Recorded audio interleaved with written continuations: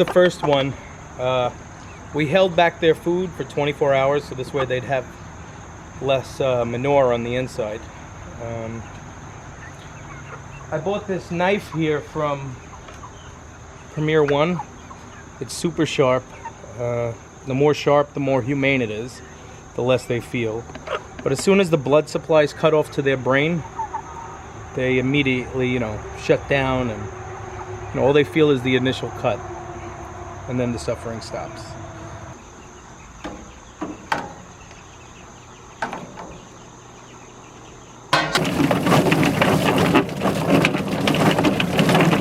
So we have the whole bird here. It was scalded and plucked. We have the machines for that. So let's see how we butcher. You got a joint right here, and you need to disconnect the ligament. So what you do is you make a slice right there. You have to make sure you feel the joint and not go too hard. If you go too hard, you'll make a jagged edge on the bone, and then you can pop your freezer bags with it. So you're just gonna cut them, bend them back, and then you can cut straight through to the other side. Now we don't eat these, we give them to the dogs. We haven't made a stock with them yet. We might try to make a stock with them, but mainly they go to the dogs. So we're going to disconnect the head. Again, goes to the dogs.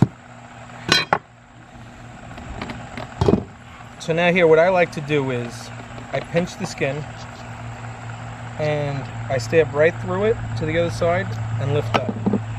This gives me access to the trachea and the windpipe. Are they the same? I don't know. So you stick your finger underneath each one and then just pull it, just to separate the membrane. And you got to get the crop out. Now getting the crop out is a little tricky. It's slippery. It's under the skin, between the breast and the skin. So what I like to do also is I find right here, this is attached to the crop, break the membrane and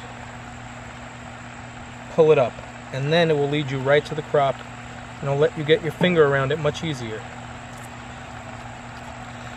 Once the crop is separated from the breast and the skin, you move over to the other side. Now, here is where you're going to make your slice to get into the bird. You want to pinch and lift it. You don't want to stab, because you will cut the intestine and manure will come out. So you come here, give it a gentle slice, and then you'll see there's an opening. You pull it aside, pull it open sideways, then you take two fingers, put it on the sides and on the sides, and tear.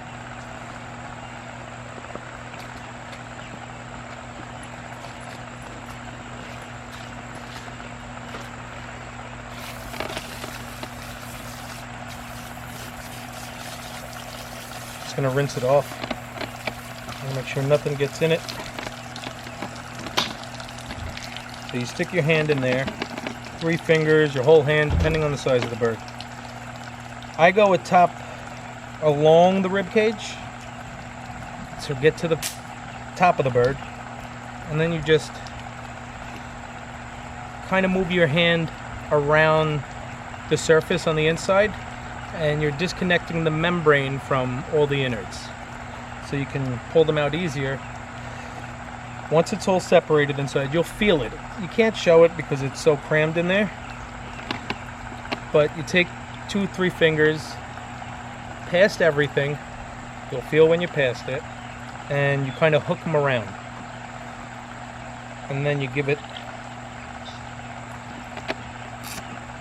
a pull. Everything comes out. Here was the crop, that's what you loosened it for. Now everything is out of the bird. You come here, the intestine is hanging over, so you want to cut around the vent. So you go down, on the other side, down, and then across along the tail. So let's work with the insides really quick. You got the liver, and you kind of just pull it apart. There's the liver and the heart. Pull it apart. There's the heart. That goes in the dog food bucket. Now this is the gallbladder, the bile sac. You don't want to pop that. It will get all over your meat and it's very bitter. So what you want to do is you can either just cut it off, or if you don't want to waste your liver or you want your liver to look pretty, you pinch the very top of it and pull it off. And that goes in the scrap bucket. So let's just get everything here. Now we're going to move over here to the gizzard. Everything's still attached. You get as close to the gizzard as possible and cut down. Now, this is all your scrap. You can get rid of it right into the bucket. This here is the gizzard. They don't. Chickens don't have stomachs. Most birds don't have stomachs. It's just a muscle that grinds. They'll swallow rocks, and the rocks will help with the grinding of the food before it moves further into the digestive tract. Now the gizzard, we don't eat them. We give them to the dogs, and I'll show you here how to clean them. Now there's kind of a natural seam right there. You want to cut along it. Okay. And you're going to get to the inside where you see grass, rocks, everything it ate, and you want to unfold it. So there's a thick membrane in there. You want to pull it apart. It's tough, it's not edible. So you grab the gizzard itself and the membrane and you separate them like that. Peels right off. There you go, your gizzard is prepped.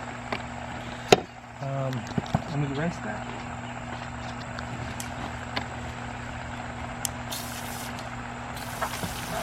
That's just grass and rocks.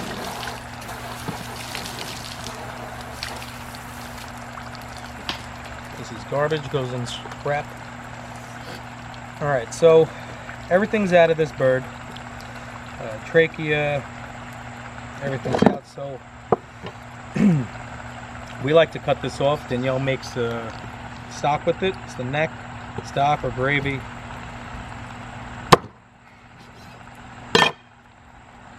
That's the neck with some skin and fat. That goes in the scrap bucket. The scrap we're keeping. And that's it. Your bird's done. Give it a good rinse. Just out the insides. Let me make sure I got the lungs out. Okay, I did. So the lungs are the hardest part to remove.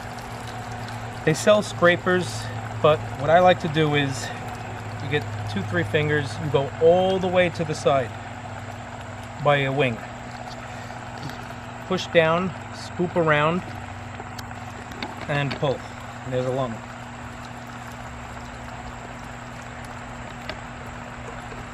There's the other lung.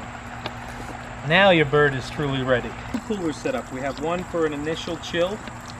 We have apple cider vinegar in here. I think there's about 80 to 100 pounds of ice in these big coolers. So we put it in, dunk it, make sure some ice got on the inside, and we leave it there to cool down. Now, I'll take one of these other ones that already cooled down. So once they're chilled in here, we bring them over here. This is more solid ice, because this is where they're going to stay overnight. You want to leave them overnight, so this way all the muscles loosen up and it just makes for a more tender bird. Again, we stuff ice in there.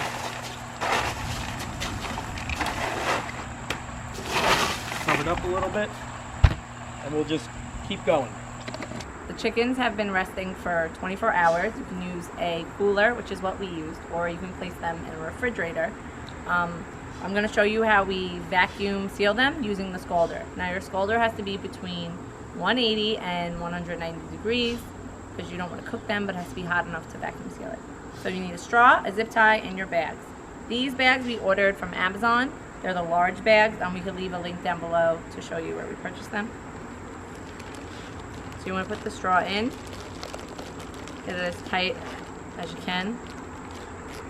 Now you could do this two ways. You could start your zip tie and dip, or you can just dip and then zip tie after.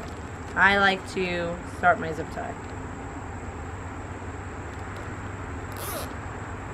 And then when it comes out, I'll tighten it. I want to try and push some of the air out. Put my glove on, dip.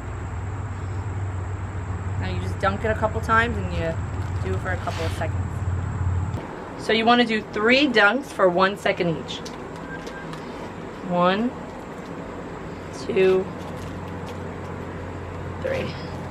And then it's vacuum sealed. And then you just pull the zip tie tighter and pull the straw out, and you're done. So now they're all finished. We processed 34 chickens. I have bags of organs and heads and feet, and most of that's livers, most gizzards. Most of that is going to the dogs. I do have a bag of 2 that I'm going to use for stock. We have some larger chickens. Those are going to be roasters. The females were a little smaller. We knew that going into this, so those will be soup chickens or stew chickens, whatever you want to call them. We have another batch of 50 that are in the tractor now. They're ready to go outside. They've been with us for like a week and a half, I want to say. So in about 7 weeks, they'll be ready to process. And we're hoping our loss is a lot less this time. I tied twine towards the end, and we're thinking of maybe putting the canopy in front of the tractor so that way they have more space, but there's no way a hawk can get to them. So we're hoping that will help our numbers a little bit. Well, I hope you've learned something. I hope you enjoyed this video. Please hit that like and subscribe button, and thanks for watching. We'll see you tomorrow.